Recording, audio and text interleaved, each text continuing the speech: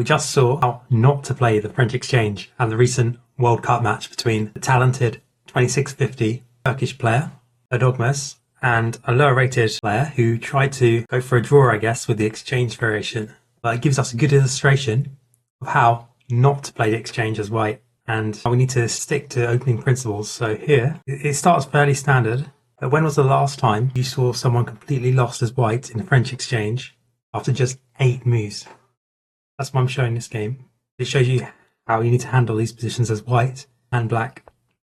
So this is all very standard. H3 to stop any bishop g4 thing. Knight e7. Now, I wouldn't recommend queen f3 here because if you're going for a draw as white and you just want a safe position, just play knight f3 or even knight e2. You know, you can play knight e2 here and play bishop f4 and you're just equal. So that's how I'd handle it. Queen f3. Okay, it's perfectly fine, it's about equal, but it opens up complications because you've got this knight on e7 and this queen on d8 and our queen on f3 and our knight on g1. So that's a slight imbalance, which if you're going for a draw, if you want an equal structure, you don't want this. You want to copy black here. So knight e2, knight g6. So black has some slight ideas of knight h4, maybe. But tactically, this bishop on h7 means it should be not too much of a problem. h4. I think this is the first really bad move. You've already played h3, so you're just losing another tempo. And if you're going to go for an attack, should we really be going into the exchange variation? Probably not. So this asks way too much of your position, really. And it's the wrong opening choice if you want to play this way.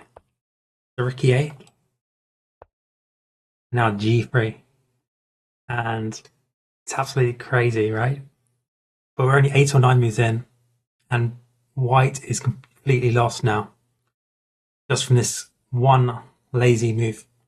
So g3 defends this pawn. You may be wondering why it can't take.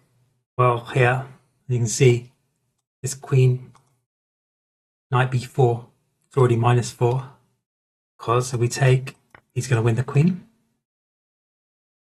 And we go this way, c6, we're going to take this. So it's already quite difficult, but in this position, he has to play king f1. This is already a nasty looking move, and obviously black is quite a bit better. You can probably play knight e5 here. So in the game, play g3. And, you know, he can resign now. So he's played this really defensive opening, but he's just got himself completely lost within 8 or 9 moves. And it's all because of these g3, h4 ideas. Like, if you're going to play this way, you've got to just castle and go for much earlier. You've got to play like, yeah, look for knight f3 castle or knight e2, bishop f4 castles. Don't try and, if you're playing these type of positions, don't try to mix 2 or 3 different plans together, because against a strong player, they're going to be able to take advantage of it, right? So here, knight e5, and yeah, it's just completely lost. Main point is after here, we're going to take on d3. Also got bishop g4 ideas, so queen takes, bishop e6, and it's just hopeless. It's actually checkmate coming. I mean, we'll just quickly look at it, and it's even checkmate and 1. So 17 moves and, well, 16 moves and checkmate or whatever it is, and wow. But he could have resigned on like move 8 or 9, and completely crazy. If we go back to the position here, there's actually no defense here. So say he takes. Maybe you're thinking he can try something like this, but he can just take it.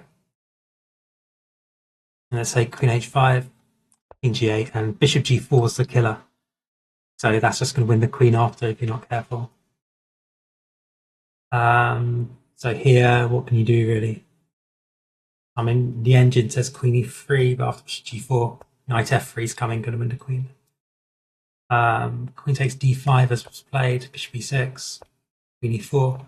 So white actually defended like the engine wanted, but it just doesn't matter at all. So here he wants castles and to sack the queen for a rook.